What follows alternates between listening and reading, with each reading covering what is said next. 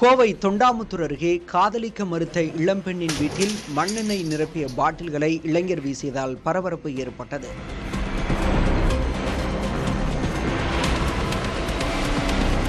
கோவையைச் சேர்ந்த இளம்பெண் ஒருவர் கல்லூரியில் படித்தபோது சென்னையைச் சேர்ந்த கார்த்திக் என்ற இளைஞருடன் நட்பு ஏற்பட்டதாக கூறப்படுகிறது. பின்னர் அந்த இளைஞர் மீது பல்வேறு குற்ற வழக்குகள் இருப்பது தெரியவந்ததால் இருவருக்கும் இடையே ஏற்பட்ட காதல் முறிந்ததாக கூறப்படுகிறது. இந்நிலையில் கடந்த ஞாயிற்றுக்கிழமையன்று தனது நண்பர்களுடன் இளம்பெண் வீட்டிற்கு சென்ற கார்த்திக் தன்னிடம் இருந்த மண்ணெண்ணெய் நிரப்பிய பாட்டில்களை வீசியிருக்கிறார். அப்போது அவர்கள் வீசிய பாட்டில் ஒன்று வெடித்து வீட்டின் போர்டிகோ பகுதியில் இருந்த செருப்பு ஸ்டாண்ட் பற்றி எரிந்தது.